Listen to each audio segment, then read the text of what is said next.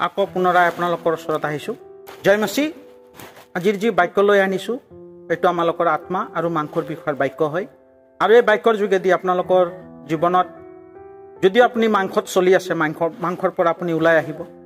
আৰু কিছুমানে আত্মাত থাকি ফেলেও মাংসত চলি আছে, ইহঁতেও ব্যক্তিবিলাক ওলাই আহিব। এইটো বিষয় লৈ আজি ঈশ্বৰৰ বাক্য আমি আলোচনা কৰিম।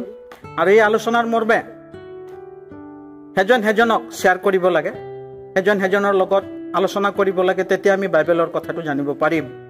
আৰু যদি আমাৰ জীৱনত যদি বাইবেলৰ বাক্যবিলাক যদি আমাৰ ভিতৰত নাৰাখোঁ, আগন্তুক কালত আমালোকৰ জীৱনত অনেক ৰকমৰ অভাৱ বা অনাটন, অনেক ৰকমৰ আমাৰ জীৱনত দুখ কষ্ট আহিব পাৰে।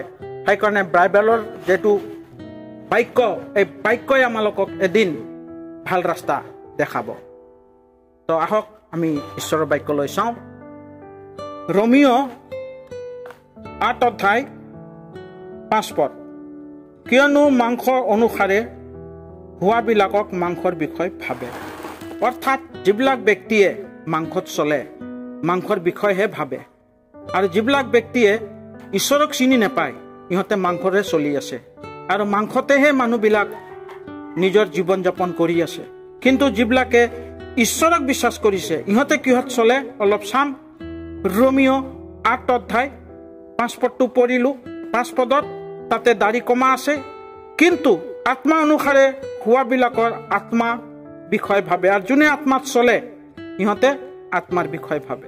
তো আত্মাত কোনে চলে? যোনে ঈশ্বৰক গ্ৰহণ কৰিছে, ঈশ্বৰৰ লগত লাগি আছে, এইবিলাক মানুহে ঈশ্বৰৰ আত্মাত চলি আছে।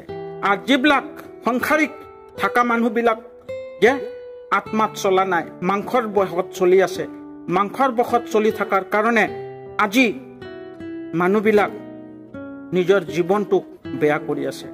আৰু মাংসৰ কাৰ্যত চলাৰ কাৰণে মানুহবিলাক নিজৰ জীৱনটোক ধ্বংস কৰি আছে।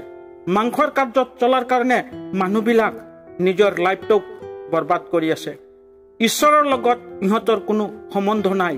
আৰু যোনে মাংসত চলি আছে সেই ব্যক্তিবিলাক নাস্তিক হিচাপে চলি আছে, কিয়নো সেই ঈশ্বৰক চিনি নাপায়, আৰু আত্মা কি বস্তু আত্মাক চিনি নাপায়, সেইকাৰণে সি মাংসত চলি আছে। আৰু মাংস চলি থকা মানুহবিলাক মদ বেছি খায়। মদ খোৱাৰ কাৰণে মানুহৰ জীৱন যাপনটো মাংসিক হিচাপে ভাবে। টকা পইচা ধন দৌলত এইবিলাক মাংসৰহে কাৰ্য। আৰু এই মাংসৰ কাৰ্যত যদি আমি চিৰদিন থাকোঁ তেতিয়াহ'লে আমাৰ জীৱন টকা পইচা ধন দৌলত এইবিলাক মাংসৰ কাৰ্য হয়। কিন্তু আত্মাৰ কাৰ্য হ'ল সত্যতাক জানিব লাগিব, সত্যতাক বিশ্বাস কৰিব লাগিব, সত্য কি বস্তু আমি গ্ৰহণ কৰিব লাগিব। সেইকাৰণে কৈছে কাৰণ মাংসৰ ভাৱ মৃত্যু, কিন্তু আত্মাৰ ভাৱ জীৱন আৰু শান্তি। কাৰণ মাংসৰ ভাৱ কি হয়? মৃত্যু। মাংসৰ ভাৱ মৃত্যু হয়। যোনে মাংসত পৰিচালনা কৰি আছে, মাংসত চলি আছে, তাৰ ভাৱ হ'ল মৃত্যু।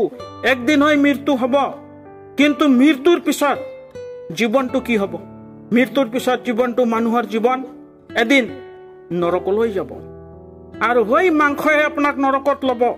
আমি পৃথিৱীত আছোঁ, টকা পইচা ধন দৌলতত আছোঁ, RCC বিল্ডিঙত আছোঁ, এচিত আছোঁ, মাংসত চলি আছোঁ, কিন্তু আমাৰ জীৱনটো ক'ত যাব আমি নিজকে অনুভৱ কৰিব লাগিব, নিজক অনুতাপ কৰিব লাগিব, ক'ত যাম। সেইকাৰণে বাইবেল কৈছে যে কাৰণ মাংসৰ ভাৱ মৃত্যু, কিন্তু আত্মাৰ ভাৱ জীৱন আৰু শান্তি। আৰু আত্মাৰ যোনে চলিব তাৰ জীৱনত কি থাকিব? জীৱন আৰু শান্তি পাব।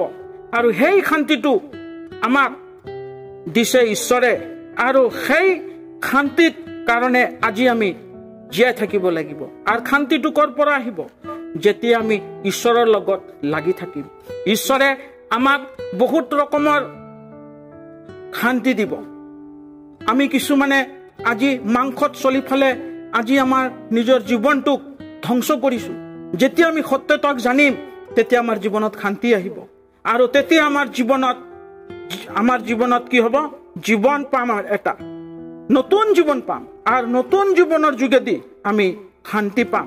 কিয়নো মাংসৰ ভাৱ ঈশ্বৰলৈ শত্ৰুতা, আৰু যোনে মাংসত চলে সি ঈশ্বৰলৈ শত্ৰুতা হয় কাৰণ মাংসিক মানুহবিলাক ঈশ্বৰক কেতিয়াও ভাল নাপায় আৰু যোনে আত্মাত চলে সিয়ে ঈশ্বৰক ভাল পায় সেইকাৰণে কৈছে বাইবেলত কিয়নো মাংসৰ ভাৱ ঈশ্বৰলৈ শত্ৰুতা যোনে মাংসত চলে তাৰ ভাৱবিলাক শত্ৰুতা হয় ঈশ্বৰক চিনি নাপায় ঈশ্বৰক জানি নাপায় আৰু যোনে ঈশ্বৰক জানি নাপায় যোনে ঈশ্বৰক চিনি নাপায় সেই ব্যক্তি মানুহক এক প্ৰকাৰ ক'ব গ'লে ইহঁতক কৈছে নাস্তিক আৰু সেই নাস্তিক প্ৰকাৰৰ মানুহবিলাক ঈশ্বৰক বেয়া পায় কাৰণ সেই ঈশ্বৰে বিধান বশীভূত নহয় আৰু আহ্বান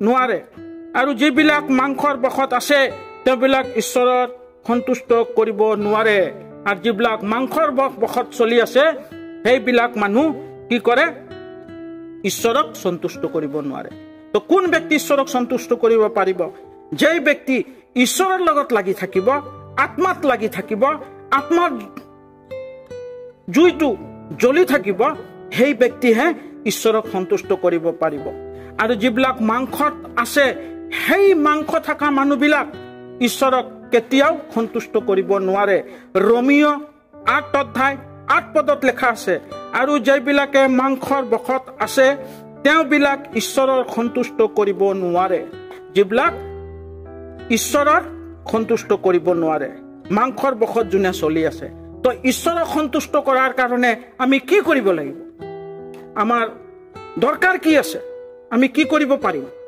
আমি কৰিব লাগিব কি যে আমি ঈশ্বৰৰ বশত চলিবৰ কাৰণে হলে আমি আত্মাত চলিব লাগিব আৰু হৈ আত্মায়ে ঈশ্বৰক আমাক দেখাব জীৱিত ঈশ্বৰক আমি দেখা পাম আমি কেতিয়া জীৱিত ঈশ্বৰক দেখা পাম যেতিয়া আমি বাইবেল অধ্যয়ন কৰো এইটো যে বাক্য যে কৈ আছো অকল অন্ধাৰৰ থকা মানুহবিলাকৰ নহয় আমাৰ খ্ৰীষ্টানৰ মাজতো কিছুমান ভাই ভনীবিলাক আছে খ্ৰীষ্টৰ ভিতৰতো ভাই ভনীবিলাক আছে এই ভাই ভনীবিলাকৰ কিছুমান আজিৰ তাৰিখত মাংসত বেছি চলি আছে মাংসৰ কাৰ্যত চলি আছে বাইবেল ষ্টাডি নকৰে গীৰ্জাত নাযায় প্ৰাৰ্থনাত নাযায় সেই ভাই ভনীবিলাককো মই আজি বাইবেলৰ থ্ৰু দি ফলে কৈ আছো আপোনালোকে যদিও যিমানে গীৰ্জাত যাওক যিমানে প্ৰাৰ্থনা কৰক যদি আপুনি মাংসত আছে তেতিয়া আপোনাক ঈশ্বৰে কেতিয়াও সন্তুষ্ট কৰিব নোৱাৰিব যেতিয়া আপুনি আত্মাত চলিব ঈশ্বৰক জানিব ঈশ্বৰৰ লগত থাকিবলৈ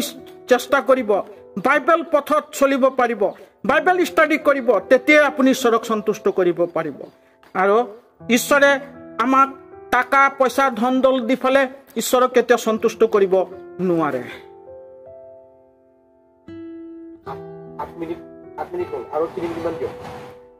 মোৰ ভাই ভনীসকল আৰু এটা লাষ্ট এটা বাক্য পঢ়িম আমি ৰোমিও 8 অধ্যায় পঢ়িম কাৰণ আমি যাক মাতিছো তাৰ নাম আছে আব্বা পিতৃ এই বুলি মাতো এনে তুলনীয় পুত্ৰ আত্মা পালো আৰু আমি তুলনীয় পুত্ৰৰ আত্মা পালো আমি যে ঈশ্বৰৰ সন্তান আমি যে ঈশ্বৰৰ সন্তান মই এই বিষয়ে পবিত্ৰ আত্মা নিজে আমাক আত্মাৰ সহিতে সাক্ষ্য দিলে আহক আজিৰ যি আমি বাক্য দিলো এই বাক্যটোক আপোনালোকে চাব আৰু লগত যেটো চেনেলৰ যোগেদি আপোনালোকক শুভবাৰ্তা দিছো এই শুভবাৰ্তাক সাবস্ক্ৰাইব কৰিব আৰু আমাক লাইক দিব আৰু যদি বিশেষ জানিব লাগে আৰু নতুন নতুন বাক্য আৰু পাব